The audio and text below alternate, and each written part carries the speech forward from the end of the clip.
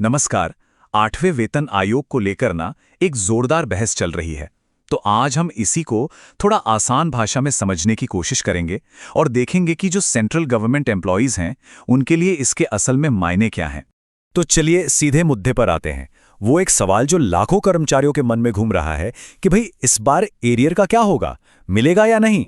देखिए, होता क्या है ना कि अब तक की परंपरा तो यही रही है कि हर पे कमीशन में पिछला बकाया मतलब एरियर मिलता ही मिलता है। पर इस बार मामला थोड़ा अलग है। सरकार की तरफ से जो चुप्पी है उसने एक अनिश्चितता का माहौल बना दिया है और जाहिर है इससे अटकलें और चिंता दोनों ही बढ़ गई हैं। अच्छा, सरकार के ऑफिशियल स्टैंड पर आएं उससे पहले एक और बहुत ज़रूरी चीज़ है जिस पर बात करनी होगी, और वो है ऑनलाइन फैल रही फेक न्यूज़। हो सकता है ऐसी हेडलाइंस कहीं ना कहीं देखने को मिली हो। सरकारी कर्मचारियों की सैलरी में 200% का इजाफा। इस तरह की खबरें सोशल मीडिया पर कई न्यूज़ साइट्स पर खूब घूम रही हैं। तो यहाँ एक बात बिल्कुल साफ कर देते हैं, ये जो दावे हैं ना, ये पूरी तरह से गुमराह करने वाले हैं, फेक हैं।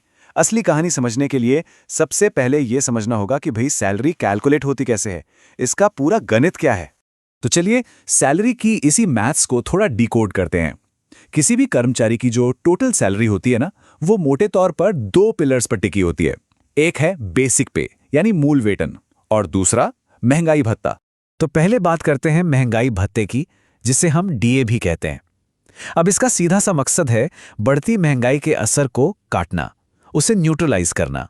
और ये डीए कितना बनता है, इसका सीधा सीधा असर फाइनल सैलरी पर पड़ता है। और यहीं पे ना एक बहुत ही इंटरेस्टिंग चीज सामने आती है। अगर हम छठे और 7वें पे कमीशन को कंपेयर करें तो डीए की ग्रोथ में जमीन आसमान का फर्क दिखता है। सोचिए, छठे कमीशन के टाइम डीए 125% तक पहुंच गया था, और वहीं 7वें पे कमीशन में अनुमान है कि यह मुश्किल से 58% के आसपास ही रहेगा। इसका मतलब क्या हुआ? मतलब साफ है, इस बार सैलरी महंगाई की रफ्तार को उस तरह से मैच नहीं कर पाई है। सैलरी का दूसरा बड़ा कंपोनेंट है फिटमेंट फैक्टर। ये बस एक मल्टीप्लायर है, एक नंबर जिससे बेसिक पे को गुणा किया जाता है और फिर नई सैलरी तय होती है। और ये जो टेबल है ना, ये साफ साफ दिखा रही है कि कर्मचारियों की मांग और जो असल में मिलने का अनुमान है उसमें कितना बड़ा गैप हो सकता है।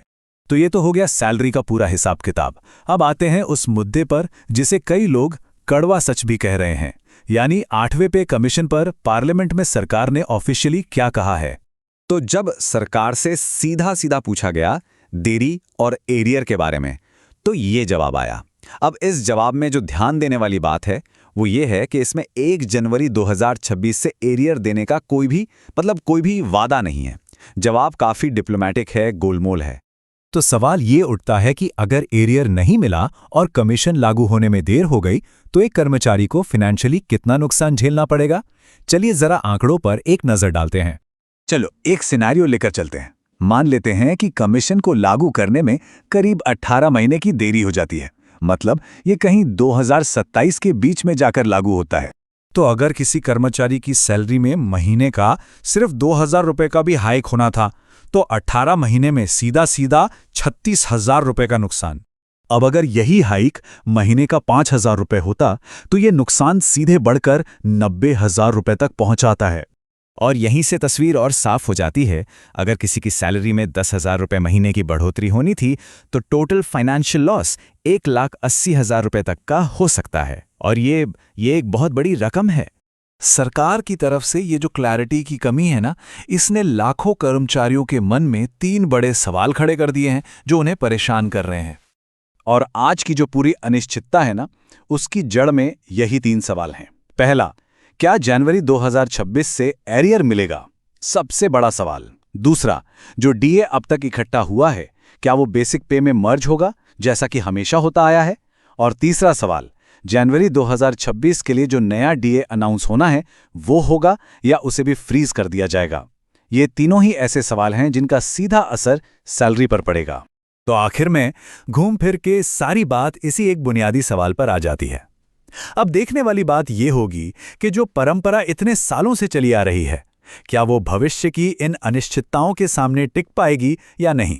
ऐसा कंटेंट रोज चाहिए तो लाइक करो, सब्सक्राइब का बटन दबाओ और शेयर करना मत भूलना।